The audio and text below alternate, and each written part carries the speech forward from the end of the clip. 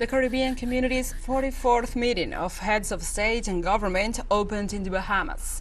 The meeting addresses important issues such as integration, climate change, and the situation in Haiti, among others.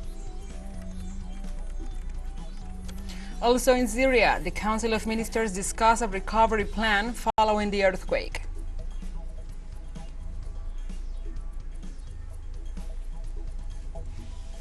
And the non-government charity organization Save the Children reports that over the past 4 years, more than 8,400 Europe-bound asylum seekers died at sea while attempting to cross the Mediterranean.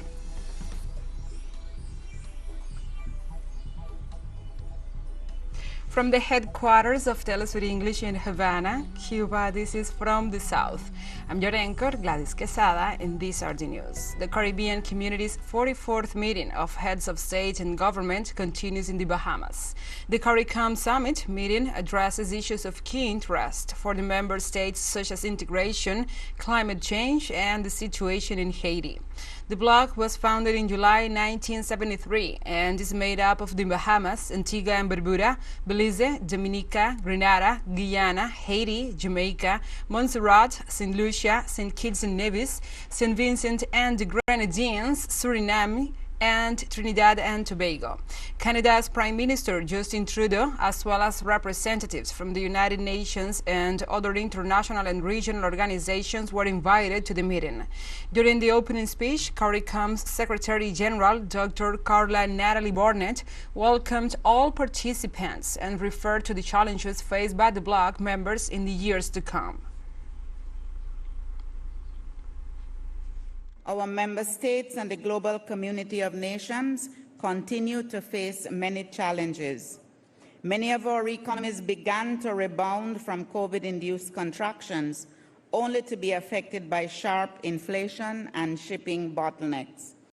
COVID-19 continued to hover, and the conflict in Ukraine carried on. Our member states again faced a continued onslaught of climate change with the destruction caused by storms, rain events, and drought. Our hard-won development gains continue to be threatened by these challenges. Yet the Caribbean community did, as we often do, we rallied against the challenges. During the CARICOM conference, the President of the Bahamas highlighted the need to halt human trafficking and drugs.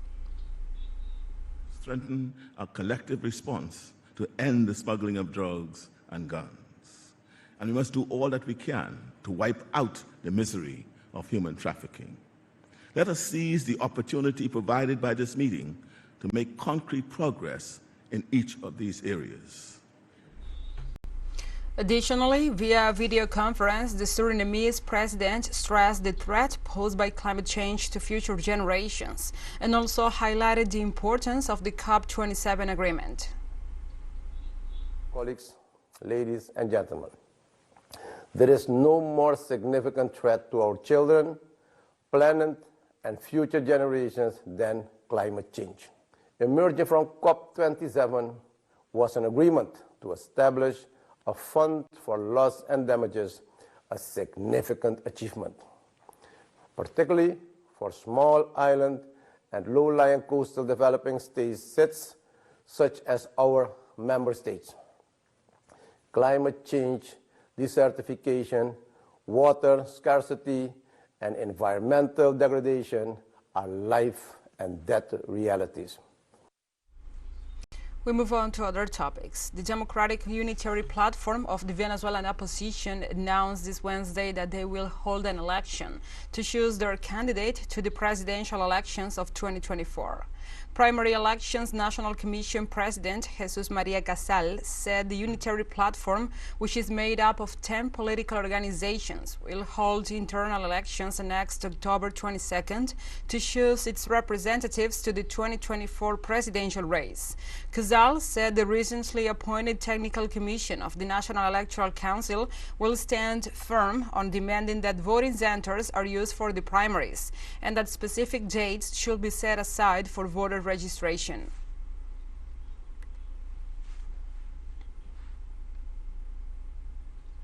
In Panama, the death toll rises to 40 after a bus overturned. The vehicle was carrying 66 asylum seekers, including children and adults, near the border with Costa Rica. Among the injured are a dozen children between the ages of 5 and 11, 3 of whom are in critical condition at the Children's Hospital in the city of David, capital of Chiriquí. Officials investigating the accident explained that the driver lost control of the bus, which caused the vehicle to fall into the void. The President of Panama regretted the accident and assured that all attention will be given to the injured. Meanwhile, the prosecutor in charge of the investigation detailed that the tasks carried out by the different organizations to deal with the situation.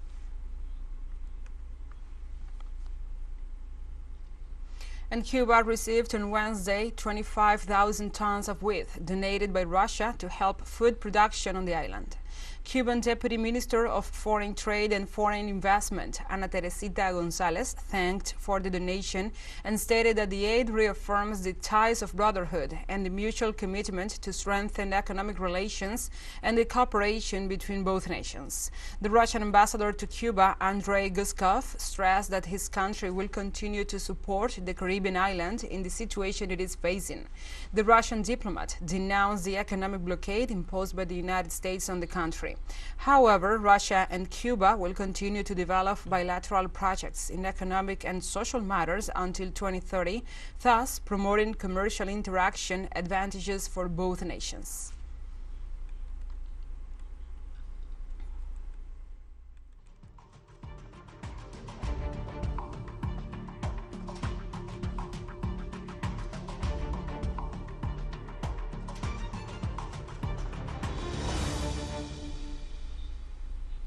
And now we address other topics. The 48-hour strike in the Peruvian city of Puno continued on Thursday, demanding early elections and the resignation of Dina Boluarte. On Wednesday, vendors from different markets around the city mobilized to the town center. At the same time, in the Plaza de Armas, different demonstrations took place with the participation of hundreds of citizens. At the same time, motorbike taxis and motorcyclists joined the protest, blocking off the certain roads.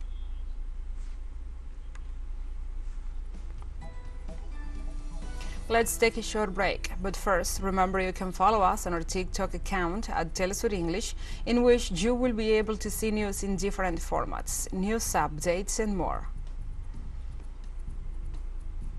Other stories coming up, stay with us.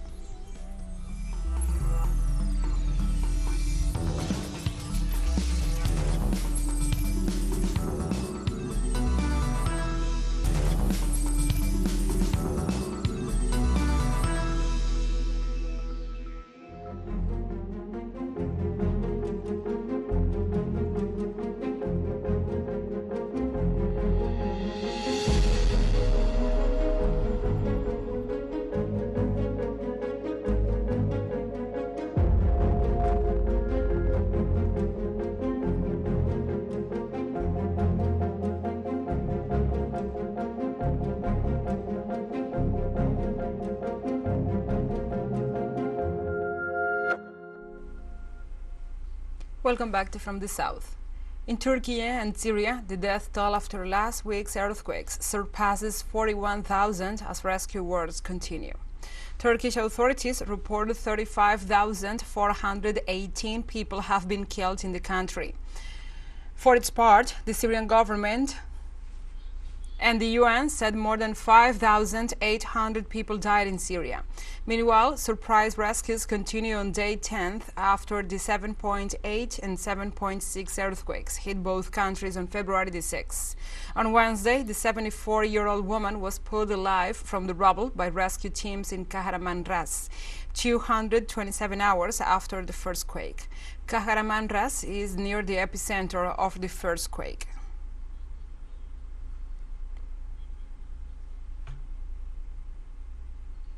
In Turkey, authorities said that more than 400,000 residential and industrial buildings need to be built in the provinces affected by the February 6 earthquakes. According to the latest reports, now that almost half of the evacuation work has been completed, it has been estimated that more than 211,000 buildings have been severely damaged in the 10 provinces affected by the quakes. In all, there are 13.5 million residents affected. Thousands of homes and workplaces have been destroyed, and 47,000 severely affected buildings must be demolished urgently. The Turkish Housing Development Administration has already started to work on housing projects and plans to have up to 100,000 residential buildings ready by June.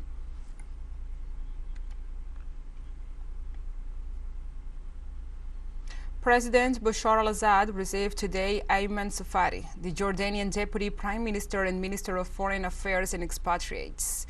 The Foreign Minister convened the greetings and condolences of His Majesty King Abdullah II and affirmed the solidarity of the leadership and people of the Hashemite Kingdom of Jordan with the Syrian people in the aftermath of the quake. The world should not politicize the humanitarian situation of Syrians and should respond to this emergency in accordance with humanitarian principles, providing the necessary and supplies to all affected areas without discrimination. The President underlined the importance of bilateral cooperation between the two countries.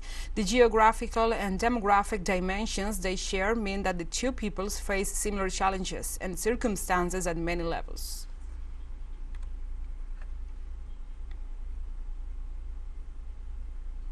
Nearly 5.3 million Syrians were left homeless by the earthquake that struck parts of Syria on Monday, February the 6th. In order to alleviate the suffering of the affected families, friendly countries like Venezuela are sparing no effort. Our correspondent Hisham Wanos reports from Aleppo. On the instructions of Nicolás Maduro, the Venezuelan diplomatic mission in Syria visited the devastated city of Aleppo to see for themselves the extent of the damage caused by the earthquake and the situation of the families affected by this natural disaster. The visit of the Venezuelan ambassador to the affected areas aims to know the situation on the ground in order to assess the reality and explains this image to President Maduro in order to take the necessary measures and increase the support to Syrian people, a matter that we appreciate and praise. This materializes the human character of the Venezuelan people and government. The truth is that what we're seeing here in Aleppo is touching. And of course, as President Nicolás Maduro instructed us, he told us to visit all the spaces and show your immediate solidarity with the Syrian people. And we from Venezuela will do everything in our hands to support the people, as we have been doing since the beginning of the armed conflict, as it has been a sovereign policy of our country.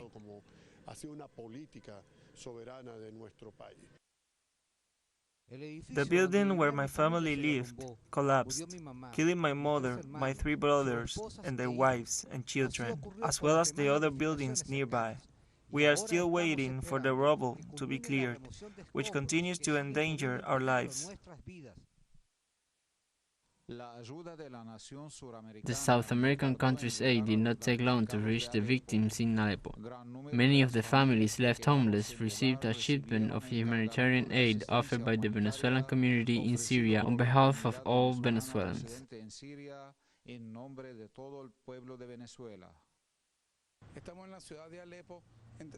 We are in the city of Aleppo sending aid to the people who have suffered this tragic earthquake, in accordance with the instructions of our President Nicolás Maduro.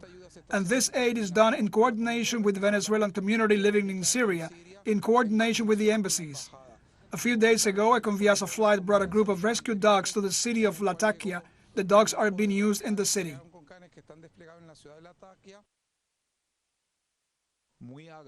The people and government of Aleppo expressed their gratitude for the solidarity and support of the Venezuelan brothers. In their view, this aid was a tangible expression of the solid relations between the two friendly nations. At least 23 Arab and foreign countries, including Venezuela, have offered help to the Syrian people in order to help them cope with the aftermath of the earthquake that hit on Monday, 5 February. Damascus is calling on Western countries to follow suit and to stop politicizing the humanitarian case in Syria. TeleSUR Aleppo, Syria. And the WHO Director General Tedros Adhanom Ghebreyesus said the organization expects its financial needs in the response to the earthquake in Turkey and Syria to double by the end of this week.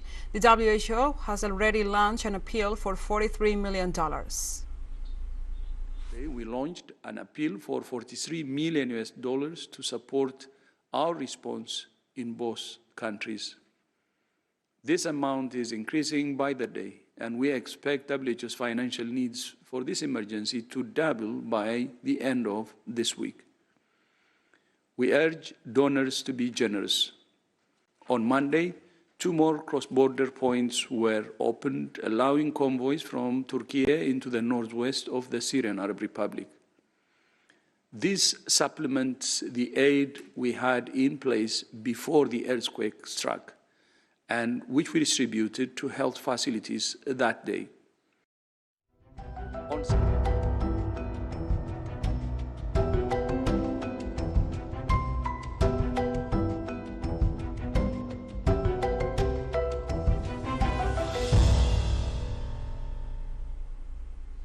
Now we address other topics. United Nations Under-Secretary General for Humanitarian Affairs and Emergency Relief Coordinator Martin Griffiths highlighted on Wednesday the importance of keeping the Black Sea Grain Initiative active. Difficult territory at the moment, but the fact is that I think this will be conclusive and persuasive. I hope so, that the Global South and international food security needs that operation to continue. We're now, close to 20 million tons come across the Black Sea. We don't need it stopped in the middle of March, and I hope and believe actually, that it will be extended, and that is because it is an obvious case for international humanitarian security. The Chilean government reported on Wednesday that the death toll from the forest fires rose to 25. The Ministry of the Interior also said that it is estimated that more than 425,000 hectares have already been burned by both heat waves and human intervention in fires in different parts of the country, covering the regions of Suble, Biobío, and La Araucanía. While in Chile, authorities also arrested 38 people, including 5 minors and 33 adults, for their alleged involvement in what happened. The minister also reported that 6,000 people were affected by the destruction of their homes.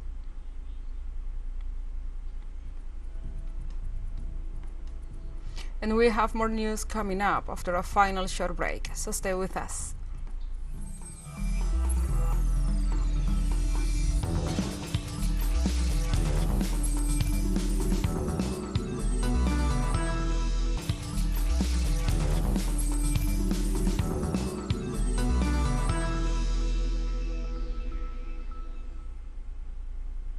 Welcome back to From the South. The non-government charity organizations Save the Children reported on Tuesday that over the past 4 years, more than 8,400 Europe-bound asylum seekers died at sea while attempting to cross the Mediterranean. The United Kingdom-based charity reported that the deaths were part of 500,000 people who had crossed or attempted to cross the Mediterranean to Europe since 2019. The fund said that deaths at the European borders were partially due to the increasing trend of European governments to forcibly, illegally, and often violently stop refugees from entering their territory and even abducting and expelling those who have arrived. The report mentions pushbacks of migrants trying to reach Spain from Morocco, Greece from Turkey, and Italy from Libya and Tunisia.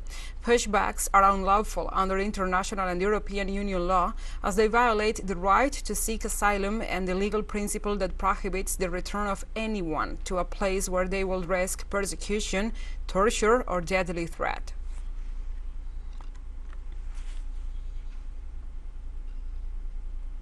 On Wednesday, the National Salvation Front, Tunisia's largest opposition coalition, denounced a series of arrests affecting mainly critics of President Kais Saied. On Monday night, police arrested a former justice minister and a radio director, 2 days later a political activist. The arrest came after Zayed froze parliament and granted himself sweeping powers in a move labeled as a coup. The United Nations expressed concern over what it called intensifying repression against political opponents and civil society.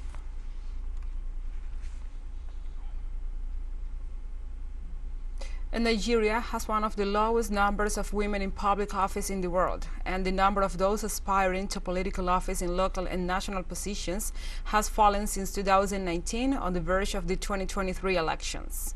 In Nigeria, women ran for just 10% of state assembly seats, 9% of House seats, 8% of Senate seats, and 6% of governorship roles ahead of elections to be held on February 25, 2023, to elect Nigeria's president and vice president. And only one woman, Princess Chichi Oje, is running for the presidency, although her score against 17 male rivals is expected to be lower, according to opinion polls. In Nigeria, the number of women running for office has declined at almost every level of the political arena.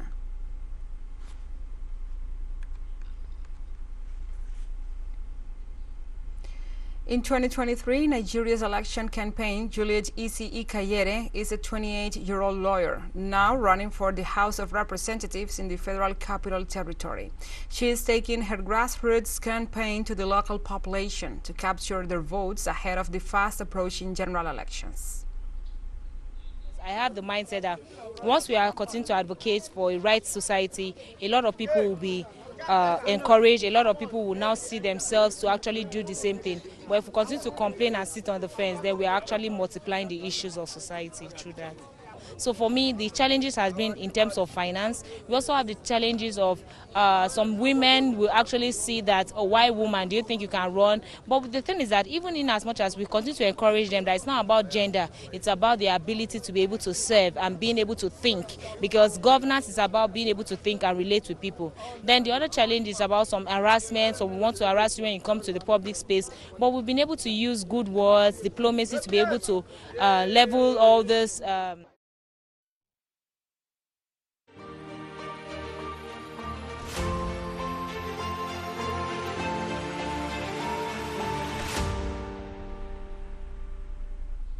Now we move on to other topics. The North Atlantic Treaty Organization, NATO, reiterated its commitment to supply military equipment to Ukraine in the context of the Kyiv-Moscow conflict. NATO's position was reiterated on the second day of a meeting of the bloc's defense ministers in Brussels. The organization said it will continue to provide Ukraine with ammunition and weapons in defense of its sovereignty and its accession to the group.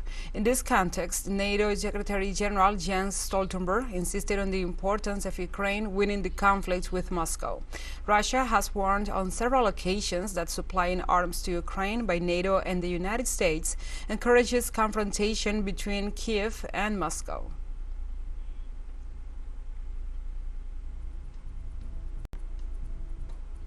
And we have come to the end of this news brief. But remember, you can find this and many other stories on our website at telesurenglish.net. And also, if you feel so inclined, please join us on social media for all the latest news. We are on Facebook, Twitter, Instagram, and Telegram. For TeleSUR English, I'm Gladys Quesada. Thank you for watching.